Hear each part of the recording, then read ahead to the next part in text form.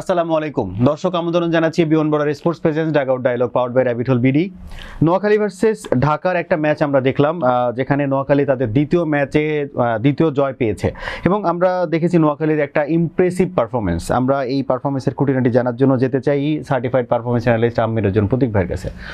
প্রতীক ভাই, নোয়াখালীর দ্বিতীয় জয়, আপনার প্রেডিকশন আজকে দুটো ম্যাচই কাজে লেগেছে এবং এর আগের দিনও আমরা দেখেছি যে আপনার প্রেডিকশনটা খুব মানে একদম অন পয়েন্ট।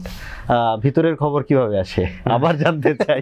ভেতরের খবর না, আসলে আমি বলছিলাম যে নোয়াখালী এক্সপ্রেস আমরা যখন স্কোয়াড অ্যানালাইসিস করি টুর্নামেন্টের শুরুতে, আমি বলছিলাম যে স্কোয়াডটার পোটেনশিয়াল রয়েছে, কিন্তু প্রথম 4টা থেকে 5টা ম্যাচ কিছু কি প্লেয়ার মিসিং ছিল, basically in terms of Soumya Sarkar and Mohammad Nabi. আর উপরন্তু রিসোর্স ম্যানেজমেন্টও আমার একদম ভালো লাগছিল না।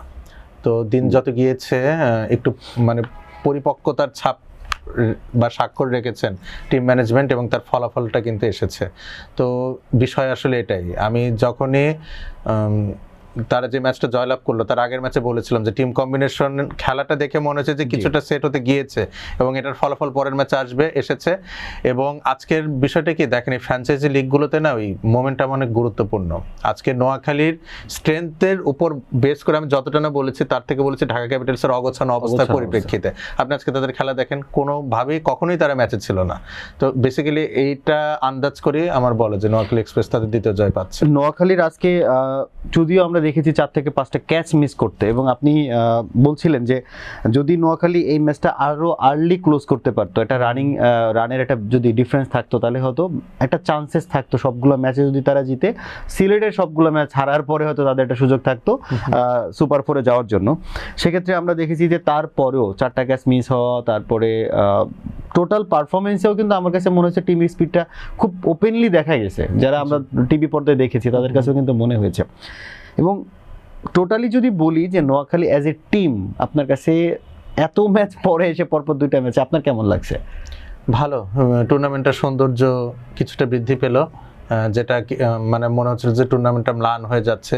যেদিনই নোয়াখালী এক্সপ্রেসের ম্যাচ থাকছিল সেদিন একটা আমরা এক পেশে ম্যাচ দেখতে পাচ্ছিলাম। তো এখন আসলে একটা আউটসাইড চান্স তাদের রয়েছে, যদি না সিলেট আগামীকালকে রংপুরের সাথে জিতে তাহলে নোয়াখালীর কিন্তু একটা সুযোগ থেকেই যাবে।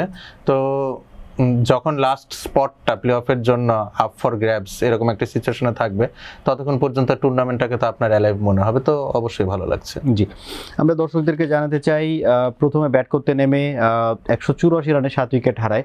প্রতীক ভাইয়ের সাথে আমি এটা নিয়ে আসবো যে এই রানটা হয়তো আরো বেশি হতে পারতো। আমরা পরের দিকে কিন্তু আর কোনো ব্যাটসম্যানকে রান করতে দেখিনি, জাস্ট হচ্ছে 1-2টা স্কোর করে বের হয়ে গেছে।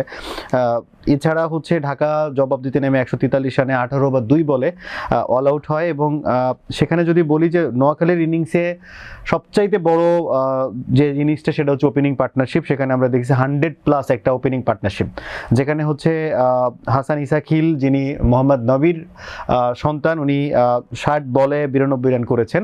এবং আমাদের লোকাল সুপারস্টার সৌম্য সরকার, উনি 48 রান করেছেন 25 বলে। এই দুজনের ব্যাটিং কিন্তু আসলে দেখার মতো ছিল আমরা যদি বলি। এছাড়া মোহাম্মদ নবী 13 বলে 17 রান। বোলিংয়ের ক্ষেত্রে সাইফুদ্দিন 3 ওভারে 23 রানে 2 উইকেট, এবং এছাড়া তাইজুল ইসলাম এবং আব্দুল্লাহ মামুন ওরা 2টি করে উইকেট নিয়েছেন। ফার্স্ট ইনিংসে ব্যাটিং বোলিং নিয়ে আপনার কাছে জানতে চাই। ঢাকা ক্যাপিটালসের প্রথম পাওয়ার প্লে বলি বা ফার্স্ট 10 ওভার্স বোলিং অ্যাপ্রোচ দেখে মনে হচ্ছে তাদের ডেফিনেট কোনো প্ল্যান ছিল না। আর পক্ষান্তরে সৌম্য সরকার উনি খুব অর্গানাইজড ওয়েতে খেলছেন। ইমাদ ওয়াসিমের একটা ওভার উনি 4টা বাউন্ডারি হিট করেছেন এবং 4 রকমের শট, ইনসাইড আউট শট ছিল, কাভার ড্রাইভ ছিল, সুইপ শট ছিল। সো রিসেন্ট টাইমে যে লেফট আর্ম অর্থোডক্স বোলিংয়ের বিরুদ্ধে উনি স্ট্রাগল করছিলেন, আজকে আমাদের মতো সমালোচকদের কিছুটা জবাব দিয়েছেন সৌম্য সরকার। তো আমরা আসলে চাই এরকম জবাব, কিন্তু আমরা পেতে চাই, খুশি হই আমরা, খুশি হই, হাসি মুখে বলছি আমাদের সমালোচনার জবাব দিয়েছেন। So it's good to see Soumya Sarkar back in form. But আমার মনে হয় ওনার রেঞ্জ হিটিং নিয়ে একটু কাজ করে রয়েছে। কজ আপনি দেখবেন যে লাস্ট বেশ কয়েকটা ম্যাচে উনি বাউন্ডারি ক্লিয়ার করতে যে আসলে আউট হচ্ছেন এবং বলগুলো কিন্তু স্লটে থাকছে। তো যেহেতু উনি খুব ভালো ছন্দে রয়েছেন, নিউ বলের যে ঝুঁকিটা রিস্কটা থাকে সেটা সামলে পরবর্তী ফেজে যেতে পারছেন। তো এই জায়গায় আমার মনে হয় কিছুটা কাজ করে রয়েছে যে বাউন্ডারিটা কেন ক্লিয়ার করতে পারছেন না উনি। তো আমার মনে হয় টিম ম্যানেজমেন্ট তার সাথে কথা বলবেন এই বিষয়ে। আর হাসান ইসাকিল দুর্দান্ত একজন প্রসপেক্ট আমার মনে হচ্ছে আফগানিস্তান ন্যাশনাল ক্রিকেটের জন্য হতে যাচ্ছে। মোহাম্মদ নবীর সন্তান হিসাবে না, দ্য ওয়ে হি ব্যাটেড এবং যেই মানে ঘরানার ব্যাটিং টুনি করে থাকেন, ওনার ব্যাটিং টেকনিকটা যেমন, তাতে আমার মনে হয় যে আফগানিস্তানকে লম্বা সময়ের জন্য সার্ভ করার সক্ষমতা রাখেন হাসান শাকিল। আমরা জবাব দিতে নেমে ঢাকাকে দেখেছি যে মাত্র 143 রানে গুটিয়ে যেতে, এবং যদি বলি পাওয়ার প্লেতেই আমরা মোটামুটি ম্যাচের রেজাল্ট দেখতে পেয়েছি কাইন্ড অফ। শুধু এই মানে পরাজয়টা ডিলে করেছেন মোহাম্মদ মিথুনের 31 বলে 33 রান, শামী হোসেন পাটোয়ারি 16 বলে 29 রান, আর সাইফুদ্দিন এটা ক্যামিও, যেটা আসলে কিন্তু আসলেই দর্শকদেরকে লাস্টের দিকে বেশ এন্টারটেইন করেছে, 20 বলে 34 রান। এই ওভারঅল পারফরমেন্সে মানে ঢাকার এই অগোছালো ফিলিংসটাকে আর কতটুক ওপেন করলো?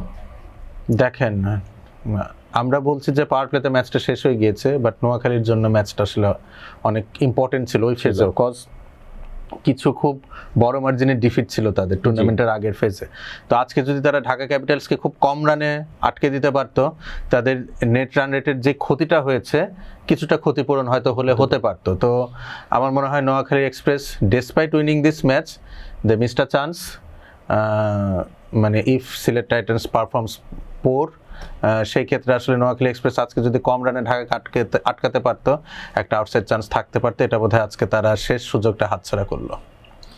আমরা যদি নোয়াখালীর বোলিং দিকে তাকাই, হাসান মাহমুদ, ইসানুল্লাহ এবং রানা এবং হচ্ছে নাবি প্রত্যেকে 2টা করে উইকেট নিয়েছেন, এবং মোরালে যদি বলি প্রত্যেকের বোলিং পারফরমেন্সটা আসলেই বেশ ইমপ্রেসিভ ছিল। আপনার কাছে দুই দলের নেক্সট ম্যাচগুলো নিয়ে আপনার যদি কোনো সাজেশন থাকে সেটা বলতে পারেন।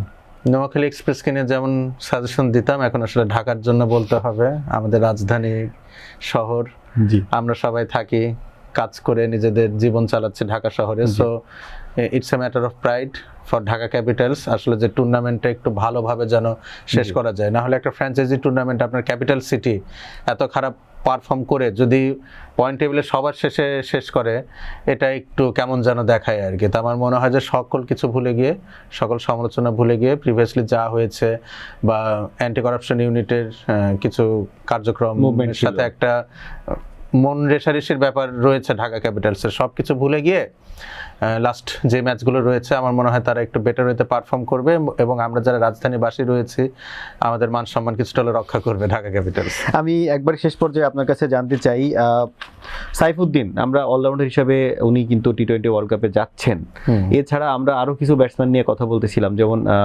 নাজমুল হোসেন শান্তর কিন্তু টিমে ইনক্লুড নেই, সৌম্য সরকার টিমে ইনক্লুড নেই, কিন্তু তারপরে কিন্তু তারা ভালো পারফর্ম করেছেন। এবং টিমে ইনক্লুড যারা আছেন তাদের মধ্যে আমরা রিসেন্ট টাইমে কিন্তু সাইফ হাসান, যিনি ভাইস ক্যাপ্টেন, ওনার ব্যাটিং অ্যাপ্রোচ এবং আউট হওয়ার ধরনটাও কিন্তু খুব বাজে লেগেছে, এবং রিসেন্ট পারফরমেন্সও কিন্তু ওনার খুব বেশি ভালো না।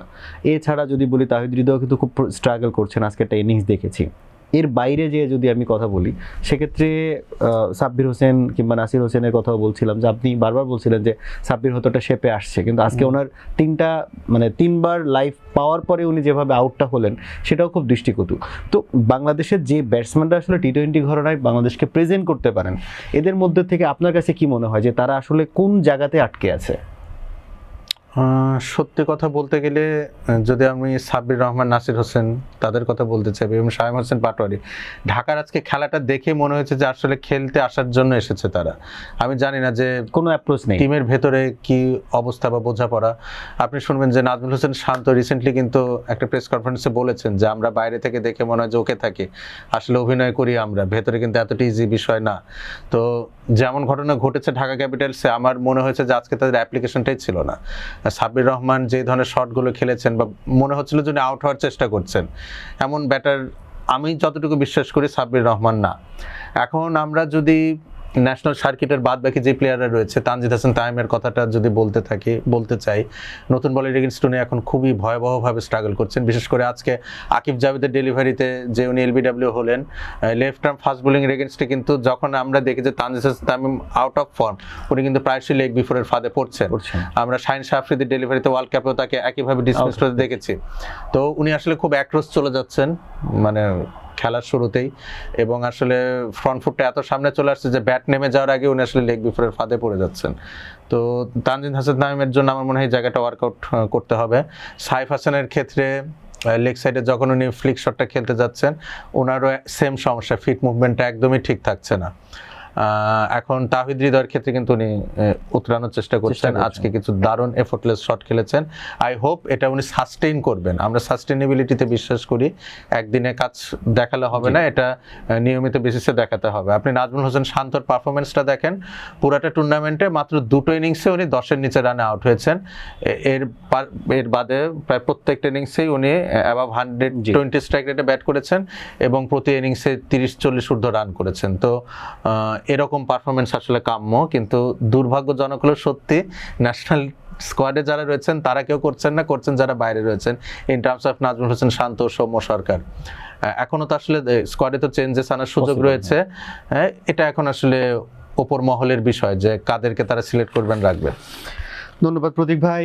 দর্শক, আমরা শুনছিলাম নোয়াখালী ভার্সেস ঢাকার পোস্ট ম্যাচ অ্যানালাইসিস, এবং আমরাও দর্শকদের কিংবা হচ্ছে প্রতীক ভাইয়ের সাথে অ্যালাইন হয়ে বলতে চাই যে বিপিএল শেষে যেটুকু চেঞ্জেস আইসিসি টি20 ওয়ার্ল্ড কাপের আগে করা যায় সেটুকু বাংলাদেশ এখান থেকে যারা ভালো পারফর্ম করছেন তাদেরকে নিয়ে এই টিম কম্বিনেশন করে আইসিসি টি20 ওয়ার্ল্ড কাপে ভালো একটা পারফরমেন্স দিবেন এবং বাংলাদেশের যারা ক্রিকেট অনুরাগী আছেন তাদেরকে একটা ভালো খেলা উপহার দিবেন, এই আশাবাদ ব্যক্ত করে আমরা আজকের পোস্ট ম্যাচ প্রেজেন্টেশন শেষ করছি। ধন্যবাদ, ভালো থাকবেন, সুস্থ থাকবেন, আসসালামু আলাইকুম।